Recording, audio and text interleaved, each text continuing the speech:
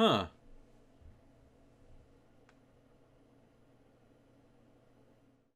Science! Science is pretty sweet. It's helped us land on the moon, it's helped us cure deadly diseases, and best of all, it's helped us invent this little artistic medium we call video games. And if you play video games at all, believe it or not, you're a scientist. If you've ever tried to play a physical game, like a sport or a card game or something, then you'll know that it's a lot easier to learn the rules by doing instead of just being told the rules. And the best video games out there use that philosophy. Instead of just telling you the controls, it's best to just let the game design itself teach you. Valve already did very, very well with this when it came to Half-Life 2, but I think there's another game out there that they developed that I think did it a hell of a lot better. And when it comes to good game design and good tutorial design in general, I think there's a lot that people can learn from Portal.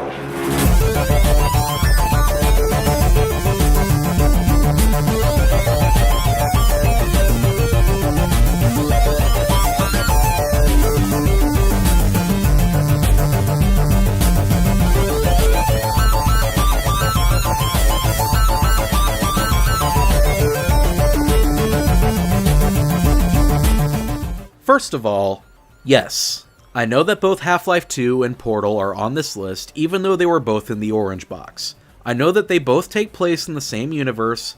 This is my favorite games list. I don't care. They're different enough from each other that I don't think they break the separate franchise rule. Actually, now that I think about it, that's an important thing to bring up. Portal exists in a pretty weird space. It's a AAA budget game that was packaged with 4 other games, and it wasn't expected to do super well. The main sell of the orange box, after all, was Half-Life 2, and to a lesser extent Team Fortress 2. Before release, Portal was seen as the afterthought, almost like an apology for Half-Life 2 Episode 2 taking so long to come out. Plus, the idea came from a bunch of students at DigiPen. It was originally inspired by a freeware game called Narbacular Drop, and Valve liked it so much that they hired the entire team and gave them the source engine to expand the idea. They even brought on a writer or two from the Half-Life team to try and fit it into the universe, though, as I'll get to in a second, that ultimately didn't matter too much. Yes, the idea for one of the most revered games of all time came from a group of 10 students. They weren't motivated by money or fan hype or anything like that. They just had a cool idea that they wanted to show the world. And like a bunch of scientists, they perfected that idea and experimented with it until they got the product we have today. Now, yes, Portal is technically a part of the Half-Life universe, but it's so underplayed that I don't think it ultimately matters too much. There is an Aperture Science vessel mentioned in Half-Life 2 Episode 2, and Black Mesa is briefly mentioned as being Aperture's competitor in Portal, but I think if you switched some names around, things wouldn't be too different. Like, imagine, God forbid, that Valve had to sell off the Portal IP to another publisher, and they had to scrub all mentions of Black Mesa out of the game. It wouldn't be hard. Even in Portal 2, where it's slightly more fleshed out, they could replace Black Mesa with another nameless brand or something. Point is, Portal's relation to Half-Life 2 is an Easter egg at best. The key component of Portal is its insane concept, but the concept alone wouldn't work on its own. If you think about it, the main conceit of the game is very complex. You put a hole in a wall, put another hole in another wall, and you can jump through one hole and out the other. While the idea is cool, there's no way a player's going to properly understand that without a seriously good tutorial. Fortunately, Portal is best in class in this regard. Let's get testing. At the very beginning of the game, you wake up from your pod into a walled, windowed room. If you look around, you can see a radio playing a happy little tune and 2 distinct timers counting down, one outside the room and one inside. There's a brief exposition dump about how you're an experimental guinea pig at Aperture Science, and the game fills you in on the controls just in case you've never played a first-person game before. When the timers hit 0, one of the most important moments in the entire game happens. 2 portals open. If you're looking the right way, which you probably are because the timers on the walls make for good focal points, then both portals are in view. If you aren't, and you can only see one portal, you'll notice yourself looking through one portal from the other. Here is this abstract concept taught perfectly to the player. Not through words, not through explanation, not through anything like that, but through pure visual and game design. And the player immediately picks up on it. It's super awesome. The player can then walk through the portal and out of the room. Here, the second main concept of the game is introduced: cubes and buttons. The player learns here that it's not enough to just press the giant button, they have to throw something onto it so it'll stay pressed and the door will open. Thankfully, there's a cube right here so we can just grab it, throw it on, and move on to the next chamber. Chamber 1. Here, the concept is iterated upon. Now the portals move from room to room. This shows the player that portals are not static, that they can be changed on the fly by forces at this point unknown. Here, you simply wait to pick up the cube, put it on the button, and move on. Chamber 2. The player walks into this chamber and holy crap! Literally the first thing they see is a gun that shoots blue portals. The door leading to the rest of the chamber is locked, while our computer in the sky gives us more humorous exposition, meaning that the player can't leave the room until they've had a good look at this portal shooter. Then the door opens and the shooter conveniently shoots a blue portal your way so you can get a closer look. And when you get close enough, whoopah! It's in your hands. The game briefly tells you which button shoots, but you know how this thing works already because you've been watching it shoot portals for a little while now. So now, you control the blue portals entirely. You can put them wherever you want. Awesome. See, this doesn't feel like a tutorial at all. It feels like you just got a new tool. So all that's left to do is to play around with the tool and experiment. You know, like a scientist. The mysterious voice in the sky gives us the rundown in case we didn't get it the first time, but it's not too intrusive, and after playing around for a bit, the player can plant a blue portal and leave the chamber. As a side note, if you try shooting certain non-white surfaces, you'll notice that a portal doesn't appear. This is important, and duly noted by the player on their way out.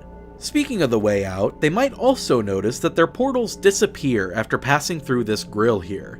Another important thing for the player to keep in mind. Chamber 3. Here we immediately see a huge gap. Our voice in the sky even tells us to mind the gap. There's an orange portal on the wall across, and if we put a blue portal here, walk right through, alright, we're across the gap. So now we know portals can be used to cross huge distances. Put another blue portal right at the exit, and we're out. We get a funny line of black comedy as a reward. Well done. Remember, the Aperture Science Bring Your Daughter to Work Day is the perfect time to have her tested. We're gonna skip over a few chambers because a lot of them use the player's current toolkit for tricky puzzles without teaching them much new, but suffice it to say that they make for great challenges. Let's skip to the more interesting ones. Chamber 6. Here, we get our first light ball puzzle.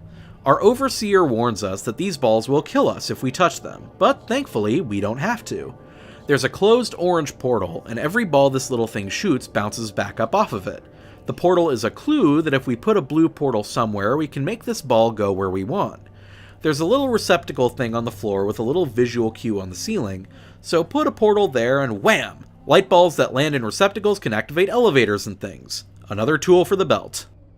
Later in the game, we're going to see a lot of these elements mesh together in super complicated ways, and it makes for some great puzzles. But it is vital that the player knows how these mechanics work right now as early as possible, and Portal does that very well through its level design. Chamber 8.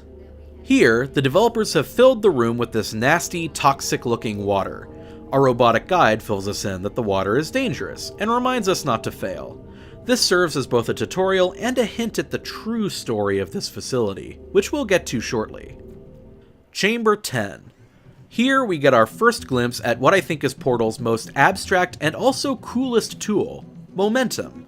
At the very beginning, there's a protruded orange portal above the player, and a little bit of a fall. We can't jump up on the staircase, so maybe if we stick a blue portal underneath us, okay, we're up on the staircase. Up next is a bigger gap with a bigger fall. Here, if we put a blue portal down there and fall through, we'll have enough momentum to make it across. Alright, let's add momentum to our toolkit. Or, in layman's terms, speedy thing goes in, speedy thing comes out. There's another room with an even steeper fall to make sure the player knows the concept. Let's wrap up our look at the normal chambers with a look at Chamber 11. Here, the first thing we see when we look out the window is a mirror to what we saw in Chamber 2, a thing that shoots portals. Except this time, they're orange. the plot thickens. If we plant a blue portal at the wall, we'll eventually be directed to a button. Pressing it will open up a room with a light ball generator. If we quickly portal inside, we can put a blue portal in the generator's way, and when the right orange portal comes along, bang! It'll activate a lift that takes us to the orange portal gun. Wait for the right orange portal, and we have our gun. We now control both the blue and orange portals. At this point, the player has seen enough of the game that their mind is probably just swimming with possible ideas with this new tool. It's about at this point in the game that our overseer, whose name is GLaDOS, starts getting more and more malicious. Test chambers start getting more and more dangerous, and at some point she just starts throwing in straight up turrets. With bullets. That kill you.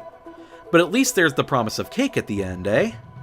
Eventually, after Chamber 19, she just resorts to straight up murdering you personally. But with your expanded toolkit at the ready, this toolkit that you earned yourself, by the way, through the scientific method and experimentation, you're ready to escape Aperture and put the pressure on her. After a few non-numbered puzzles where you learn a couple new tricks, you finally meet GLaDOS and fight her using every trick you've learned. I love this boss fight because it's not just a test of reflexes or skill, it's a final exam. Just about everything you've learned about momentum and missiles and transportation through portals is needed to defeat her. But while there is a time limit, you don't need super wicked reflexes to beat her. It's all wits. And I feel like this final boss battle sums up the entire attitude that the game has towards its player base. Like Super Mario 64, this game could be a great beginner's game towards learning about how games work or new control schemes with a mouse and keyboard. Hell, I played through this game with the Steam controller when I recorded this, and I beat it fine. It's a great way to learn it. Now, don't get me wrong, Portal is definitely a pretty difficult and mind-bending game. A lot of the puzzles are very tricky, and they require you to change your way of thinking and think outside the box. But you don't have to be a super reflexy, twitchy pro gamer to beat it. This fits with the game's theme, too. As the player moves on and learns more through the power of science, GLaDOS starts resorting to more petty tricks to dispose of the player, like luring them with cake and eventually outright lying and name-calling. There was even going to be a party for you. A big party that all your friends were invited to. I invited your best friend and companion Cute. Of course, he couldn't come because you murdered him. All your other friends couldn't come either because you don't have any other friends, because of how unlikable you are. It says so right here in your personnel file. Unlikable. Liked by no one. A bitter, unlikable loner whose passing shall not be mourned. Her sense of humor seems to degrade from simple black humor to playground banter as the game goes on. But the player's smarter than that. They can see through all the juvenile tricks, because they've got science on their side. And it's through experimentation that the player overcomes the odds and succeeds, only to get dragged back into Aperture. What? Well, as it turns out, there's a sequel, and oh boy. Before I go on, let me just say, I do love Portal 2. The puzzles are still fantastic, especially in the co-op campaign. I just need to get that out of the way before I start with my own controversial opinion. Portal 2 is a terrible sequel. A great game, but a terrible sequel. It undermines the original unpatched ending of Portal, where the player overcomes seemingly impossible odds through the use of the scientific method, by keeping the player captive again at the beginning. It undermines GLaDOS's character as a childish opposing force by making her sympathetic and you become friends with her over the course of the game. And who is Carolyn and what is this needless backstory? GLaDOS isn't supposed to be this complex. It undermines the game's ingenious short length. The original Portal was itself an experiment with length and pricing in a AAA game, and it worked fantastically. There was just enough content to fit the 2 or so hours it takes to finish the first game, and the player is never bored. In the second game, we get these filler segments with pixel hunting, and it's just not fun. I want to do science. Yes, it's funny, and yes, Stephen Merchant makes for a brilliant and funny villain, but why does he have a regular human voice while everyone else is robotic and auto-tuned? There's a throwaway joke about Mantis Men that applies that Mantis Men existed even before Gordon Freeman opened up the Zen portal, and, well, there goes that continuity Easter egg. The story of the original Portal was a science-fueled hero's journey of sorts, a power trip that allows the player to discover new techniques with the scientific method, ever so subtly guided by the designers so that they feel amazing and smart, and beat the big, stupid bad guy who hurls grade school insults with those smarts. It's like a smart power trip. A smart trip. The ending, before it was patched to fit with the sequel, reinforced this. You get to leave that old hellhole, cool portal gun in hand, and travel the world in freedom. Maybe you'll get to help Gordon Freeman go take out the Combine. Maybe Half-Life 3 will finally come out someday so we can play that. Okay, the point is, it was a lot more open to interpretation. It was a reward for overcoming your oppressive and childish captor. And it was all done through gameplay. At no point does the game distinguish right from wrong for you.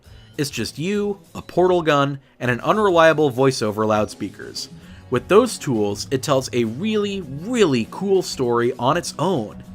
Meanwhile, the second game has Wheatley and Cave Johnson and even more characters that just layer you with more exposition. GLaDOS even helps you out in the final battle, and that just cripples the effect that the original game's ending had on the player. The feeling that you, without any help, overcame the odds. And yes, both games are funny, but while a lot of Portal 2's jokes felt kinda scattershot like the Mantis Men joke, Portal 1's sense of humor was reliant on GLaDOS being a big baby. There's just something really hilarious about seeing an all-knowing, all-killing, murderous AI with the personality of a passive-aggressive middle schooler. It leads to a lot of great black humor. That humor reinforced the narrative and really reinforced the theme of brains beating brawn. And yeah, Portal 2 did that too, but it was a lot more obvious with its humor. Here, the player feels like they're overcoming those odds themselves through the power of science and experimentation and smarts. I don't think I've seen the gameplay, theming, and narrative mix so well together in a game before or since. It all just feeds into each other so well. And yeah, it's not the funniest game or the saddest game, but I just have to admire how well everything mixes. I feel like this is a game that I could honestly recommend to anybody. If you've never played a video game before, then Portal is a good starting point. And if you've played it before, then, well, it's worth going back and playing each test chamber to find out what makes them tick. How it subtly teaches the player's design while leaving enough open to interpretation. You know, gamers and scientists aren't that different. We hypothesize, we experiment, and we take that knowledge forward. And now that we're halfway through the list, we're going to have to take the knowledge from Portal forward as we examine the other 5 games. So, I'll see you next time. Stay alive, and science on!